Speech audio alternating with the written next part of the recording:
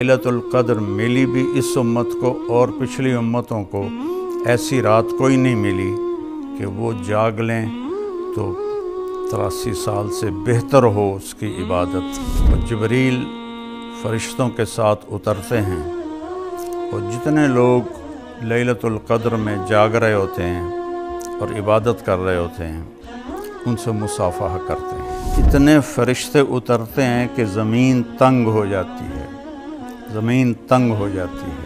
سارے فرشتے صبح صادق پر اکٹھے ہو جاتے ہیں اور جبریل سے پوچھتے ہیں کہ اللہ تعالیٰ نے امت محمد کے لیے کیا فیصلہ کیا؟ تو جبریل فرماتے ہیں اللہ تعالیٰ نے سب کی بخشش فرما دی سوائے 4 آدمیوں کی۔ اور اللہ ہمیں توفیق دے رہا ہے، ہم غزہ بھی پہنچا رہے ہیں۔ اللہ کے فضل و کرم سے ہمارا لنک بن گیا ہے، وہاں بھی ہماری امداد جا رہی ہے۔ یہاں جو ہماری فاؤنڈیشن ہے اس کے لیے بھی تعاون کی میں درخواست کروں گا۔ کینیڈا میں بھی ہمارا دفتر ہے، کینیڈا والے وہاں جمع کرا دیں، پاکستان والے ہمارے تولمبے میں دفتر ہے وہاں جمع کرائیں اور کھل کے جمع کرائیں۔ یہ سارا آپ کا مال ہے جو آخرت میں آپ کے لیے جمع ہو رہا ہے۔ زکوٰۃ بھی ہو، زکوٰۃ کے اوپر بھی ہو، صدقات بھی ہوں، نفلی بھی ہوں، فرض بھی ہوں، تو یہ سب آپ کے کھاتے میں جمع ہو جائے گا۔ اپنی زکوٰۃ اور اپنے عطیات مولانا طارق جمیل فاؤنڈیشن کو دیں تاکہ صحیح حقدار تک اس کا حق پہنچے۔ انسانیت کی محبت دلوں میں سموئے۔ مولانا طارق جمیل فاؤنڈیشن۔ السلام علیکم ورحمۃ اللہ وبرکاتہ۔ اعوذ باللہ من الشیطان الرجیم، بسم اللہ الرحمن الرحیم۔ انا انزلناہ فی لیلۃ القدر وما ادراک ما لیلۃ القدر لیلۃ القدر خیر من الف شہر تنزل الملائکۃ والروح فیہا بإذن ربہم من کل امر سلام ہی حتی مطلع الفجر۔ صدق اللہ العظیم۔ میرے محترم بھائی اور دوستو، بہنوں، عزیزو،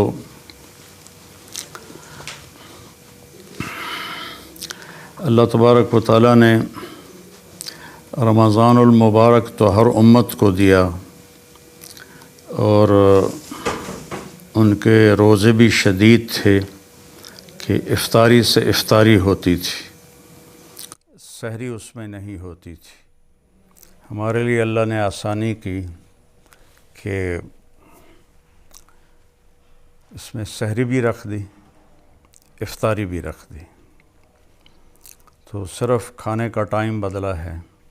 کچھ پیاس برداشت کرنی پڑتی ہے گرمیوں میں، کچھ بھوک، اور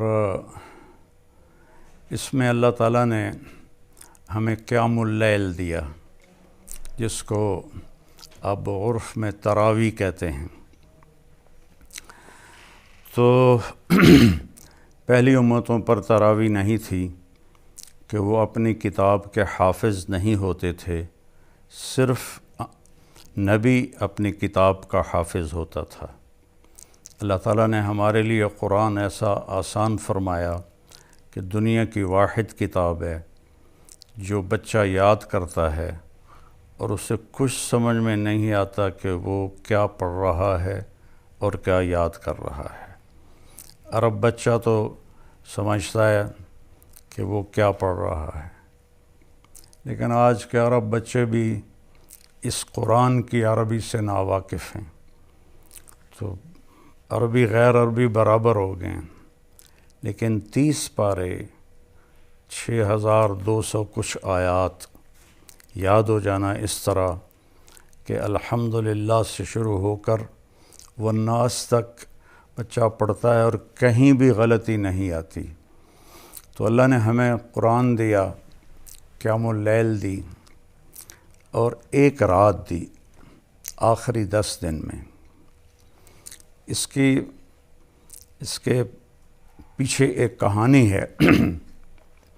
اللہ کے محبوب صلی اللہ علیہ وسلم نے فرمایا کہ بنو اسرائیل میں 4 انبیاء ایسے گزرے ہیں جنہوں نے 80 سال مسلسل اللہ کے راستے میں جہاد کیا۔ تو صحابہ افسردہ اور غمگین ہو کر کہنے لگے یا رسول اللہ، ہماری تو عمر ہی 80 سال نہیں ہوتی، اکثر تو اس سے پہلے ہی گزر جاتے ہیں، تو ہم ان کو کیسے پہنچ سکتے ہیں؟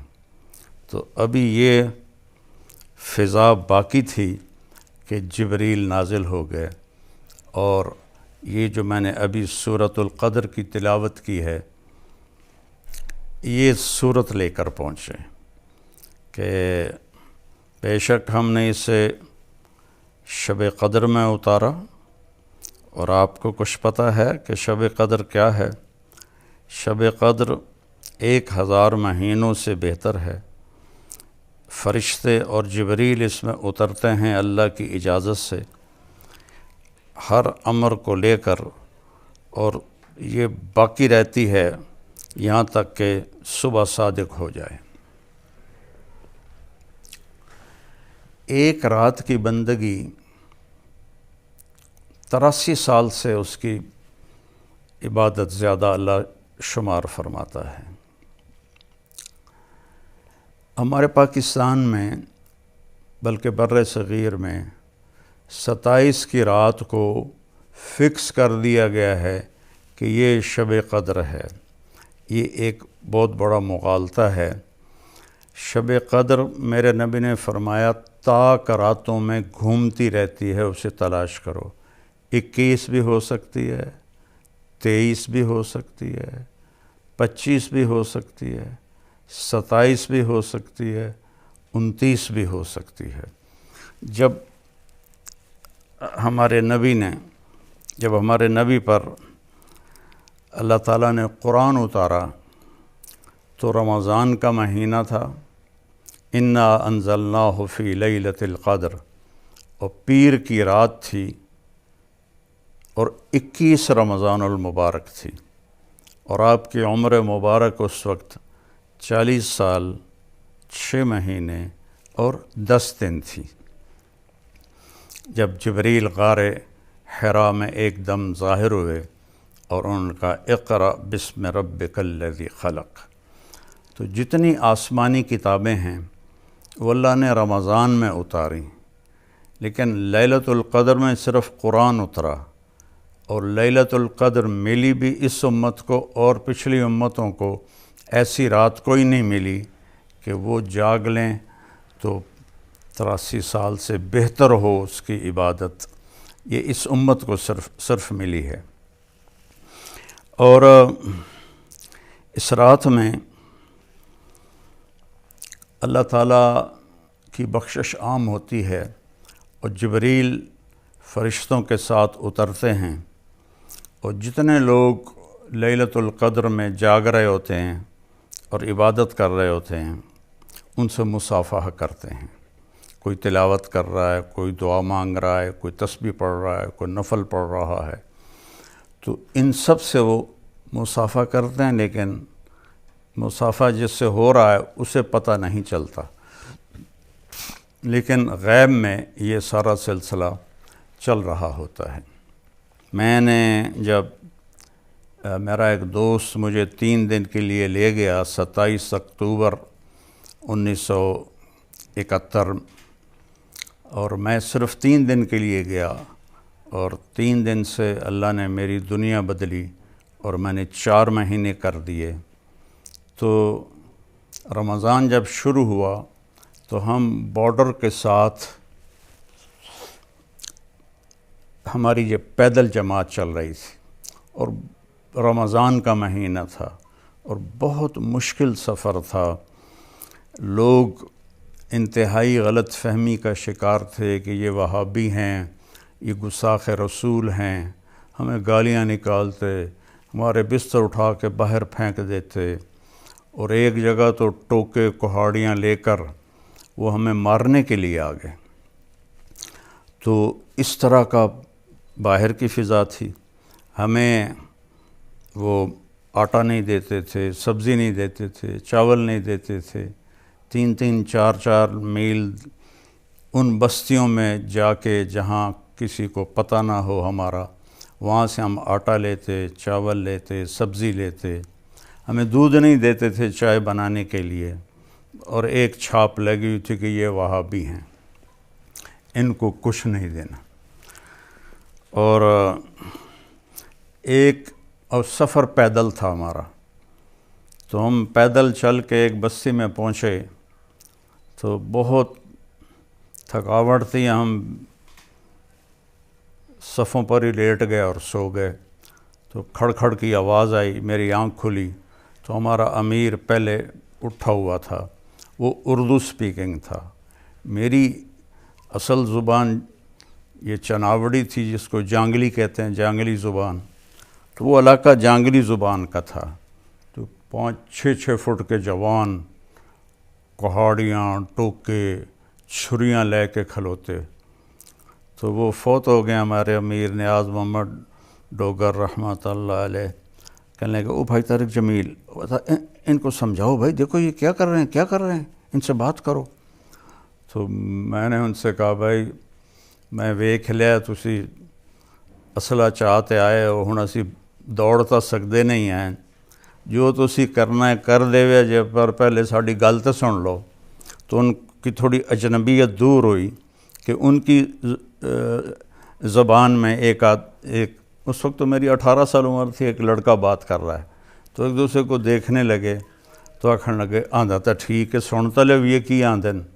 تو آ کے بیٹھ گئے اسی طرح کلہاڑیاں اور ٹوکے ہاتھ میں۔ تو میں نے اپنی ہی زبان میں ان سے بات شروع کی۔ اب یاد نہیں میں نے کیا بات کی، لیکن ایک اٹھا کلہاڑی پھینک کے آیا، دوسرا ٹوکا پھینک کے آیا، تیسرا چھرا پھینک کے آیا، سارا انہوں نے اسلحہ باہر پھینک دیا اور کہنے لگے آج شام دی افطاری تہاڈی اسی کراونی۔ تو میں آخیا یہ پہلے ٹوکے چاہتے کیوں آ گیا ٹکن واسطے؟ کہ ساڈے مولوی سانوں آکھیا یہ وہابی ہیں، انہاں نوں ٹک چھڈو، انہاں نوں مارنا بھی ثواب ہے۔ اسا تا اس پر وہ آیا سے پھر انہوں نے ہم 2 دن وہاں رہے، انہوں نے ہمیں سحری بھی کھلائی، افطاری بھی کھلائی، اور اگلے گاؤں تک چھوڑنے گئے۔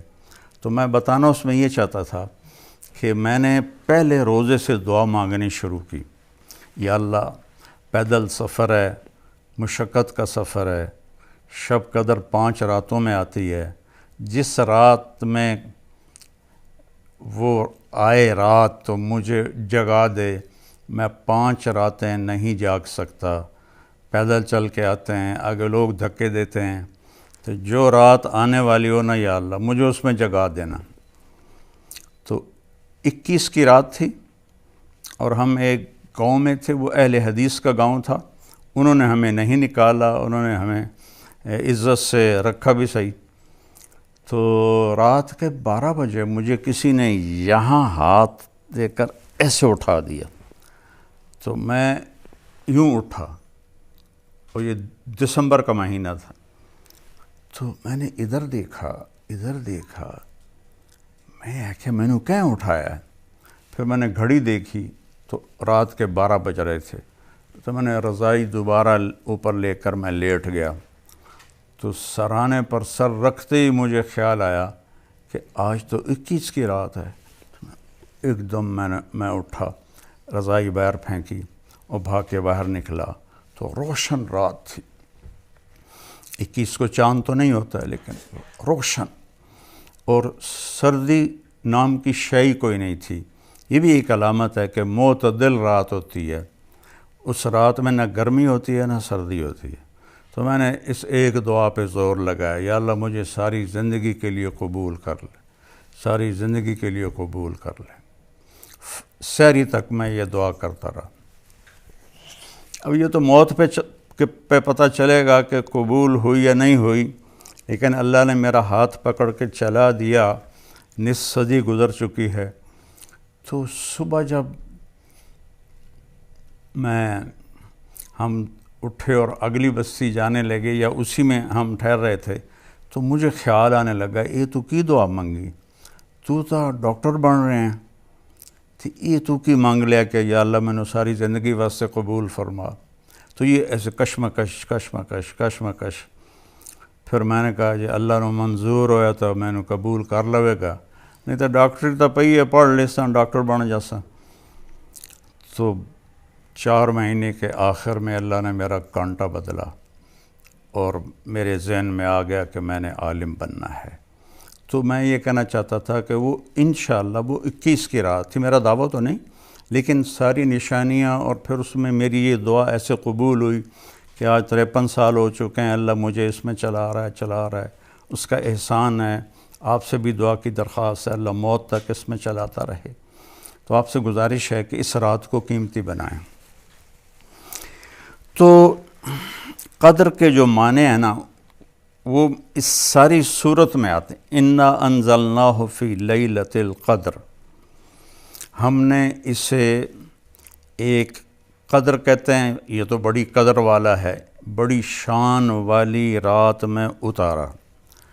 اور آپ کو پتہ ہے کہ وہ شان والی رات کیا ہے؟ وہ اتنی عظیم رات ہے کہ 1000 مہینوں سے وہ زیادہ بہتر ہے۔ یہ تو ایک معنی آ گیا کہ انا انزلناہ فی لیلۃ القدر، عظیم الشان رات ہے۔ انا انزلناہ فی لیلۃ القدر، اس میں آ گیا کہ یہ بڑی عظیم الشان رات ہے کہ اس میں قرآن اترا۔ دوسرا قدر قیمت کو بھی کہتے ہیں عربی میں۔ تو اگلا آیا کہ کچھ خبر ہے کہ وہ قدر کیا ہے لیلۃ القدر، تو اب قیمت بتائی۔ لیلۃ القدر 1000 مہینے کی عبادت سے بہتر ہے۔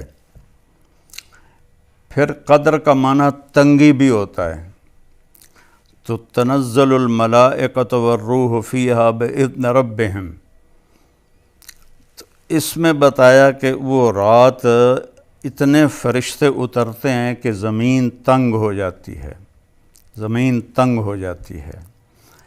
اور پھر قدر مسافت کو بھی کہتے ہیں، تو بتایا کہ اس کی مسافت کیا ہے؟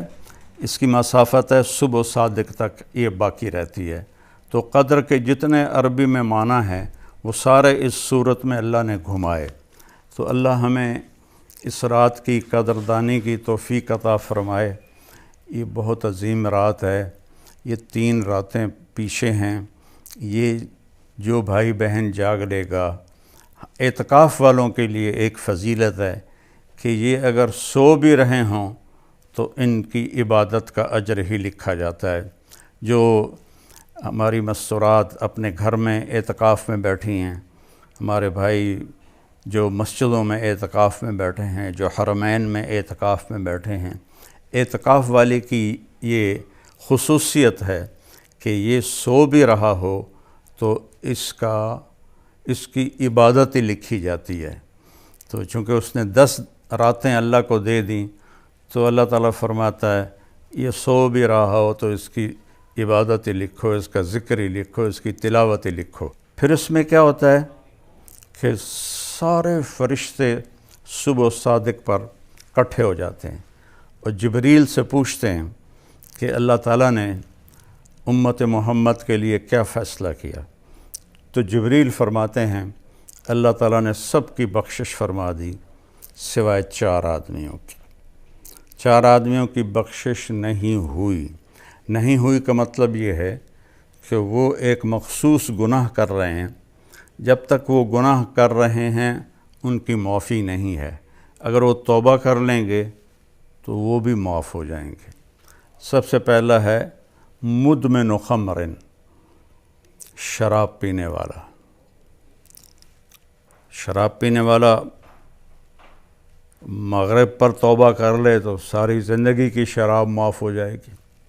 عاق الوالدین، والدین کو تکلیف دینے والا اور انہیں دکھی کرنے والا، وہ بھی اگر 1 گھنٹہ پہلے ماں باپ کے پاؤں پڑ کے معافی مانگ لے تو رات میں اس کی بھی بخشش ہو جائے گی۔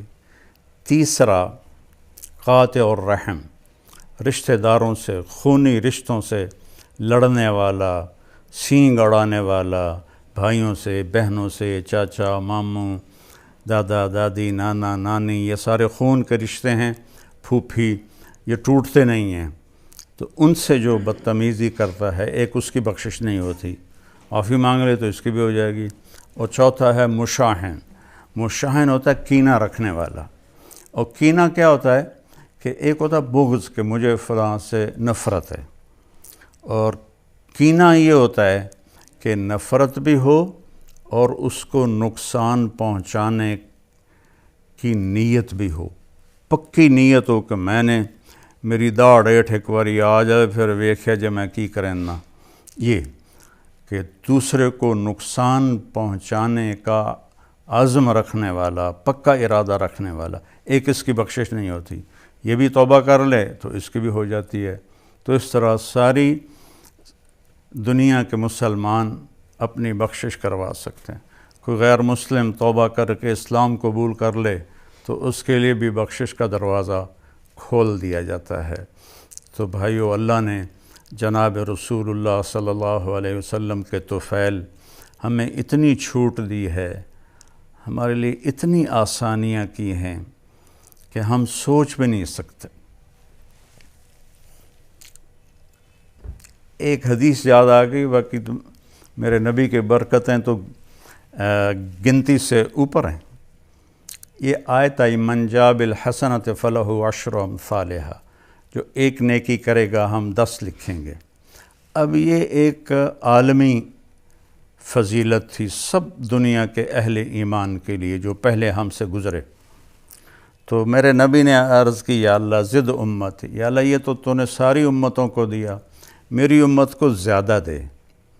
تو اللہ نے دوسری آیت اتاری، من ذا الذی یقرض اللہ قرضا حسنا فیضاعف له اضعافا کثیرا، مجھے کون قرضہ دیتا ہے میں اسے کئی گنا کر کے واپس کروں۔ تو میرے نبی نے عرض کیا اللہ زد امتی، یا اللہ کچھ زیادہ کر دے۔ اس میں کوئی گنتی کوئی نہیں تھی کہ میں کئی گنا زیادہ کر کے دوں۔ تو اللہ کے نبی نے عرض کی یا اللہ کچھ زیادہ کر دے۔ تو اللہ نے تیسری آیت اتاری، مثل الذین ينفقون اموالهم فی سبیل اللہ کمثل حبۃ انبتت 7 سنابل فی کل سنبلۃ 100 حبۃ واللہ یضاعف لمن یشاء واللہ واسع علیم، کہ جو 1 روپیہ میرے نام پہ خرچ کرے گا اس کے 700 گنا کر کے لکھوں گا۔ تو 1 پہ 700 تو کبھی کسی کو ملا ہی نہیں۔ پھر بھی میرے نبی نے عرض کی قربان جاؤں آپ کی محبت پر جو امت کے ساتھ تھی، رب زد امتی، اللہ تھوڑا اور زیادہ کر دے، تینوں کیڑی کمی ہے۔ تو پھر اللہ نے یہ آیت اتاری، اچھا میرے محبوب چھوڑو گنتی ضرب تقسیم، انما یوفی الصابرون اجرہم بغیر حساب، ہم آپ کی امت میں جو صبر کے ساتھ زندگی گزار دیں گے ان کو بے حساب دیں گے۔ 2 مطلب ہیں، ایک یہ کہ ان کا کوئی حساب نہیں ہوگا، اور دوسرا یہ کہ چھپر پھاڑ کے دیں گے، کہ اتنا دیں گے کہ وہ کوئی حساب بھی نہیں کر سکے گا۔ یہ دونوں مطلب ہیں اس لفظ کے۔ تو میرے نبی کی طفیل اللہ نے ہمیں شب قدر عطا فرمائی، عید کی نماز عطا فرمائی۔ ہم سے پہلے عید کی نماز کوئی نہیں تھی، ہمیں عید کی نماز دی، ہمیں قیام اللیل دیا، اس میں جنت کے دروازے کھول کے دوزخ کے دروازے بند کر دیے، شیطانوں کو بند کر دیا، اور نفل کو فرض کے برابر کر دیا، فرض کو 70 گنا کر دیا، اور ساری مخلوق کو روزہ رکھنے والوں کے لیے دعا میں مشغول کر دیا۔ پوری کائنات کی مخلوق جاندار بے جان روزہ رکھنے والوں کے لیے دعا کرتی ہے، اور آخری رات چاہے 29 کی ہو چاہے 30 کی ہو۔ اور ایک اور فضیلت ہے کہ مہینہ 29 کا ہو، روزے ہمارے 30 لکھے جائیں گے۔ مہینہ 30 کا ہے پھر تو 30 ہی لکھے گئے، لیکن اگر 29 کا مہینہ ہے تو ہمارے روزے 30 ہی لکھے جائیں گے، کہ اللہ فرمائیں گے میرے بندے تو تیار تھے 30واں روزہ رکھنے کے لیے، میں نے 29 پر چاند نکال دیا تو 30واں روزہ بھی ان کا لکھ دیا جائے۔ تو اس طرح بھائی بہنوں، یہ قیمتی راتیں، قیمتی دن جلدی سے گزر جاتے ہیں، تو ان دنوں میں ہم बड़े गुनाहों से तौबा कर लें और अपने अल्लाह को राज़ी करने के लिए ये उसकी बारगाह में झुक जाएं, तो अल्लाह माफ़ करने वाला है, मेहरबान है। कि जो भी सुन रहे हैं वो जागें और अल्लाह से मांगें, या जितना जाग सकते हैं। नींद आ जाए तो मेरा नबी कहता सो जाओ, अपने आप को ज़बरदस्ती न जगाओ, बशाशत के साथ जागो, और थक जाओ तो लेट जाओ, अल्लाह मेहरबान है। अल्लाह हमें इसकी कदरदानी की तौफीक नसीब फरमाए। अस्सलामु अलैकुम रहमतुल्लाह। और अल्लाह हमें तौफीक दे रहा है, हम गज़ा भी पहुंचा रहे हैं। अल्लाह के फज़ल करम से हमारा लिंक बन गया है, वहाँ भी हमारी इमदाद जा रही है। यहाँ जो हमारी फाउंडेशन है उसके लिए भी ताउन की मैं दरख्वास्त करूँगा। कनाडा में भी हमारा दफ्तर है, कनाडा वाले वहाँ जमा करा दें, पाकिस्तान वाले हमारे तोलंबे में दफ्तर है वहाँ जमा कराएं, और खुल के जमा कराएं। ये सारा आपका माल है जो आखिरत में आपके लिए जमा हो रहा है। ज़कात भी हो, ज़कात के ऊपर भी हो, सदक़ात भी हों, नफली भी हों, फ़र्ज़ भी हों, तो ये सब आपके खाते में जमा हो जाएगा। अपनी ज़कात और अपने अतियात मौलाना तारिक जमील फाउंडेशन को दें, ताकि सही हकदार तक इसका हक पहुँचे। इंसानियत की मोहब्बत दिलों में समोए। मौलाना तारिक जमील फाउंडेशन।